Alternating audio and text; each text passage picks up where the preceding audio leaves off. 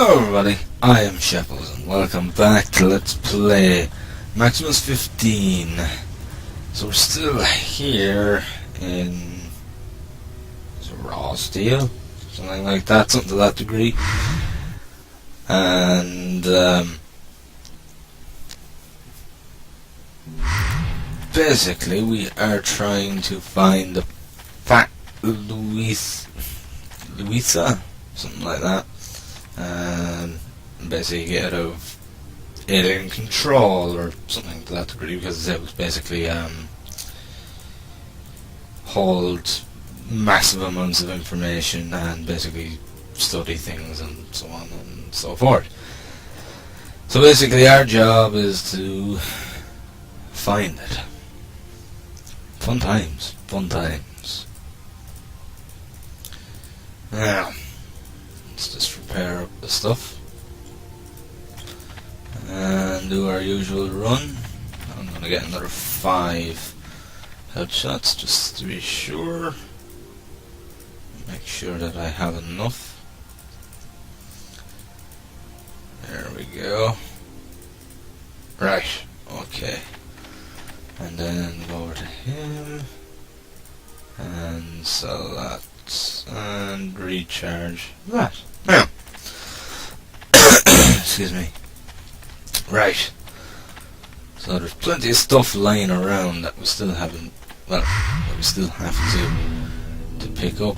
We've got the 200 sword there.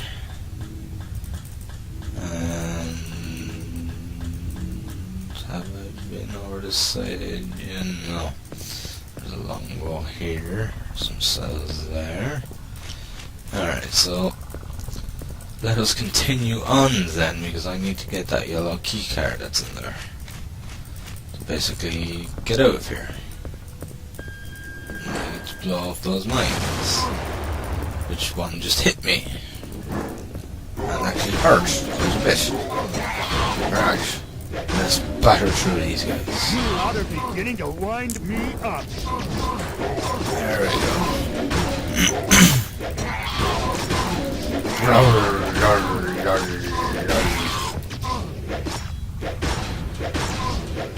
These fucking persecutors are really tough. Look better. You've looked better. Yeah. Alright. Let's keep it moving. That's it easy, eh? As usual. I'm not quite sure if I've mentioned it before in this Let's Play, but the action RPG is really a genre that's not very much in abundance, and it's something that I'd like to see a bit more often, to be completely honest, because it's a good genre when done right. Unfortunately here it hasn't been done right, of course, but when it is done right, it's a really good genre and a very popular one as well. I mean, like, you know, there's not a lot of them out there. I mean, from my knowledge of action RPGs, you've got your Diablo series, and you've got your Sacred series. You've got Titan Quest and its expansion. You've got the Van Helsing series now. What else is there? There's this, but I wouldn't exactly put that on my list. There's not that many, you know, in comparison to other genres.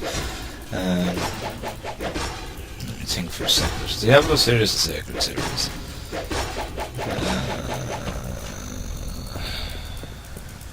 My mind has just gone blank now. I'm just trying to think of games.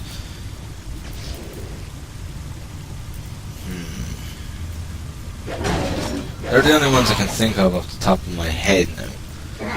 But, you know, so you got the Diablo series, you've got the Sacred series, you've got the Van Helsing series, and Cockroach. you know, you've got Titan Quest, you've got the expansion for that.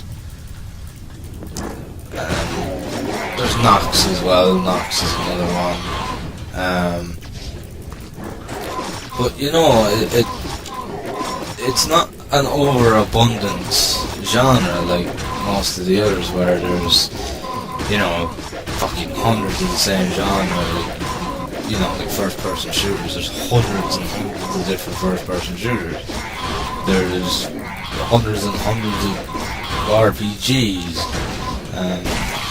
You know, there's dozens and, you know, God knows how many roguelikes and dungeon crawlers. But the action RPG is actually quite a rarity. And a lot of that actually boils down to, in order to make a good action RPG, it requires an awful lot of programming. It actually requires a ridiculous amount of programming to actually make a good action RPG, because, you know, you've got the entire, you've got your drop system. That requires, you know, quite a bit of programming in its own. Then you've got, you know, enemies' stats, you've got your stats, you've got to balance out them stats, then you've got all the skills, you have to balance out all of them, so that one is not anymore, so that one class is not any more powerful than the other, and that requires even more programming. And then you've got the whole, then you've got the animation, all the animations, so you need to have animations for every class and all their skills and abilities. And then you have the animation of all the enemies, and they have to do different attacks, because if they just do the same attacks like in this, it's pretty, you know, pretty monotonous. So you need to basically do a lot of animation, and then, you know, you have to animate all the monsters, all your attacks, and then of course there's the development side of it, and then there's a lot of, you know, 3D modeling, because you need lots of enemies, and then there's, you know, all the different weapons, armor, things like that, and it all adds up to quite a lot of work in the long run. And I think that's why it's not as common as a genre as any other. Because with a normal RPG, you can just, you know, an RPG is an RPG. It's more about story and your character, as opposed to, you know, having lots of weapons, lots of items, and just dishing out a shitload of damage, and basically going on a slaughter. Whilst that's why with an action RPG you need much more in the sense of items, you need much more in the sense of enemies, you need more of pretty much everything, and it requires a lot of hard work, it requires a lot of, you know, it requires a lot of various different things, from programming to development to 3D modeling and everything else, and I think that's why there is a shortage of this genre, because there is actually quite a substantial amount of work that goes into it. And, you know, like, you're not gonna, it's very rare that you find something like a first-person shooter or something like that which would have more enemies in it, or as a sort of beastry equal to that of an action RPG. Now I'm just going to go to this. We're inhabitants of Biosphere M. My name's Professor Bauholz, and my friend's name's Professor Rebelmind. We are the only people who survived the aliens' invasion, and now we are hiding. We decided to discuss the whole situation and pass on our conclusions to those who will come after us. Let's begin. Should we condemn this alien form of life for eating us? From the human point of view, we should condemn it with all our might. But there is also a more universal dimension, and this issue ceases to be so obvious. I would even say that they have a right to eat us. What makes you take such a stand, sir? They have a right to live, just like us. My latest work, an information extractor called Blacklight, can suck out information from any organism or machine. In my opinion, if we used it and thereby collected information about what they have to eat, we would be able to level the differences in the positions of our civilizations quite quickly. Don't you think, sir, that it would be to their detriment? No, I think that they do not want to eat us. They just don't have an alternative. It would surely be possible to kill you. Work out a model of cooperation. I heard some strange words from you. What was it? Nothing. I did not say anything strange. Sir, right here. I'm the Terminator and I'll kill you in a minute, you lousy criminal. Think that I am saying something strange. I have just heard it again. That is impossible. Maybe you are sick, sir, no? I'm the machine liquidating disobedient prisoners. You'll die as your scumbag. I have hidden one piece of blacklight. You won't hide. My distracted program started the countdown. We'll blow up in a minute and you'll die.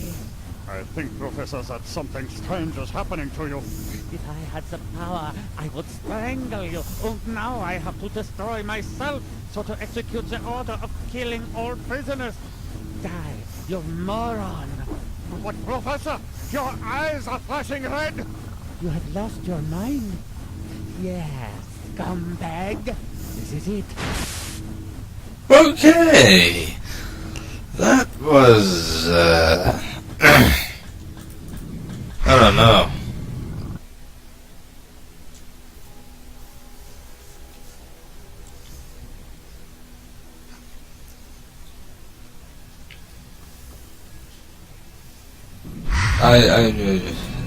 I don't know what to even I just don't know what to say to even what the hell just happened there. Maybe they're able to take over a human host and cause them to self-destruct or something, I don't know. I honestly don't know.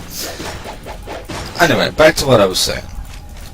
So, with action RPGs, you require a much larger beastry than that of, say, you know, a first-person shooter, or, you know, even a standard RPG. You don't need quite the beastry that you do with an action RPG, because you're not fighting the same creatures in such numbers, and therefore you're not facing them as often.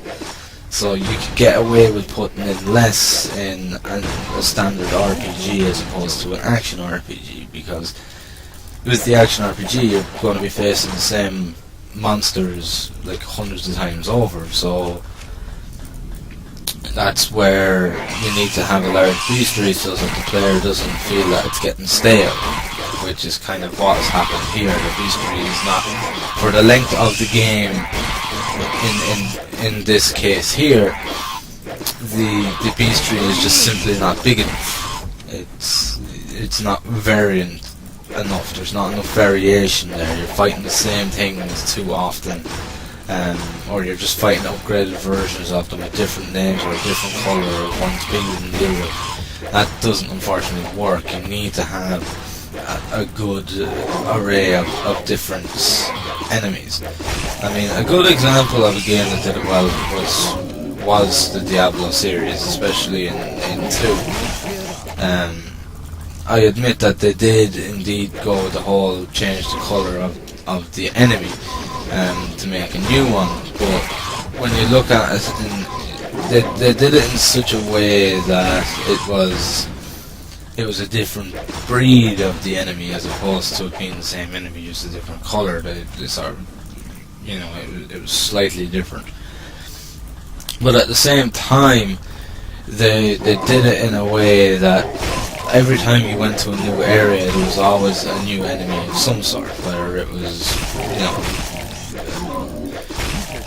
you know, it could be, they'd always have new enemies in every area that you went. So, for example, like in Diablo 2, in the first area you're going up against zombies, you're going up against the fallen dudes, you know, the ones that go rackety-doo, and you're going up against them, and you know, a couple of zombies and a couple of those spiky fucking things, and then you go into the next map, and then you're going up against the likes of the corrupted rogues, and you get, you know, you start getting the fallen shaman and a couple of other enemies as well, and then you go into the next map, and then you get even more enemies. Like you go into the graveyard, you start getting skeletons and different types of zombies, and you know, like spirits, things like that. Then you go into the next map after that, then you start running into the goat guys and those flying things, and you know, and so on and so forth. You're basically constantly running into new enemies over a short duration of time. Like, you know, depending on how you play Diablo 2, would depend on how quick you get through an area. But if you're like me and you basically search everywhere and pick up everything, you know, you search every fucking nook and cranny and practically kill everything that moves. Like, you know, you get through an area in about 20 minutes, half an hour, give or take. And so basically every 20 minutes, half an hour, you're seeing new enemies all the time, and it's a good variation. Whilst here we could go, you know, 1-2 hours without seeing a different kind of enemy. We could be still facing the same ones pretty much over and over again, even then. Right, we may head back to town. Right, onwards to base. Basically, what I've actually started doing is that as anyone that has been following this from the very start, you'll know that I've been having problems when it comes to returning to town. Sometimes the game will crash on me. So what I do now is, the most I'll go back to town is twice, and then I basically stop the recording, I save the game, stop the recording, I exit the game, go back in, and basically that's just to stop, and then I start recording again. It's basically just to stop it from crashing on me. It happens every 3 to 4 times you head back to town, roughly. I don't know whether it's just with my computer or what. I don't know. I can't really tell why it happens. It just does. Sometimes it just can't read it very well, I suppose. So basically, to prevent that from happening and to prevent me from losing my recording and having to start all over again, I end up actually doing that every second time I head back to town. So it's tedious, but you know, it has to be done. But anyway, again, back to what I was saying. It's that which is lacking here in this game, and that's why there is, you know, not such an abundance of action RPGs, because you need a large bestiary, you need a large array of weapons and items, much more than you would in a standard RPG. I mean, there's nothing to say that you can't have large bestiaries or you know, huge item bases and weapon bases and the likes in a standard RPG, because if that's what you want to do, you can do that. But as a general rule, there's, you know, you put in enough, but not too much, because, you know, the more weapons and armor you put in, the longer the development takes, the more enemies you have, the longer the development takes, because you have to basically develop those enemies. You have to then animate them, then you have to program them in, and each one you have to program in one by one by one. So yeah, it takes up a lot of time when you're trying to make a game with a massive with a very, very big, you know, database of weapons and armor and enemies and things, because you know you do have to animate them all in, and yeah, it takes time. There's just no doubt about that. It does indeed take time. Now I feel like I've left something behind. So yes, I thought I did. So you know, you can't fault the reason why there's not so many action RPGs out there, but at the same time I'd like to see more out there. I'd like to have more of a choice. I'd like to have the same choice of action RPGs as I do of first-person shooters, or I do of standard RPGs, or you know, I'd love to have the same choice as point-and-click adventures, things like that. Like, you know, there's plenty of them out there. There's like, you know, there's so many point-and-click adventures out there that, you know, you've got such a great selection, because there's hundreds of them between the old and the new. I mean, there's developers out there, especially indies, and they're bringing out, like, they're just bringing out point-and-click adventures by the bucket load. There's a lot of them available on, like, you know, if you have a look on GOG, you'll find lots of them on GOG, both new and old. You know, so I just wish I had that same choice for this genre as I do for the others. I mean, we all know probably the most numerous genre is the first-person shooter, because you know, they're one of the more simplistic ones to make, and on top of that, you know, there was, you know, when Doom came out, everybody wanted to be the next fucking John Carmack and John Romero, and they wanted to make the next Doom. So basically you get this massive fucking increase in first-person shooters, and now it's gone from that to fucking being the next fucking COD developer. You know, that's just the way that it's gone. You know, everybody wants to be the next fucking person to make Call of Duty next. You know, or the next person to make Left 4 Dead or some zombie first-person shooter. So, you know, that you've just got this massive abundance of first-person shooters out there, and like there's absolutely nothing wrong with having that. That's, like, you know, I like my first-person shooters, you know, within reason, of course, but you know, at the same time, what I'm trying to say is I'd like there to be, you know, somewhat the same kind of numbers for action RPGs. But I suppose then when you look at it like that, if that was the case, I suppose you'd lose the quality as well at the same time, because to be honest with you, this is probably the first actual bad action RPG I've played, you know, one that's genuinely poor, below average. So yeah, I suppose in a sense there's an advantage and there's a disadvantage to it. You know, if there was to be such numbers, you're going to get a lot more that are disappointing, like this one, and you know, the quality wouldn't be there in the same way.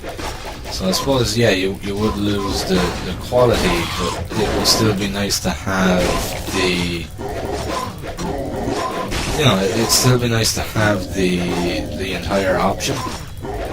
You know, the same sort of choices that you get with other genres. I mean, horror is another genre that's a little bit underwhelmed as well, but it's again one of those genres you have to be careful with, because you know, ever since Amnesia: The Dark Descent, every developer wants to be the next person to make fucking Amnesia, and they're, you know, not to sound like I'm putting any games down, because I'm not going to mention any actual names of games or anything like that, or developers, but there's a lot of shit out there too. There's a lot of really, really bad horror games out there that, you know, that they're hard to even be put into that fucking genre, never mind, you know, be an actual horror game. And again, that boils down to, you know, every developer wants to be, like, you know, you get all these small developers, like, you know, one-man developers, and they want to make the next Amnesia, but unfortunately they just kind of fail to realise that, you know, it's not as easy as they might think, because, you know, like, it was made by Frictional Games. I mean, they weren't newcomers to the market. They were, you know, they've made games. They've made several games beforehand, you know, and you know, you're not going to be able to make a game like Amnesia on your first attempt, because, you know, there's the learning curve there, and that learning curve is going to get in your way. You know, there's nothing to say that you won't make it on your second attempt, by all means. I mean, like, Frictional Games didn't fucking, you know, they didn't make it in their first attempts. I mean, their first game was Penumbra, and then there was 3 Penumbras in total, and the Penumbra series was not that fantastic. I have played most of them.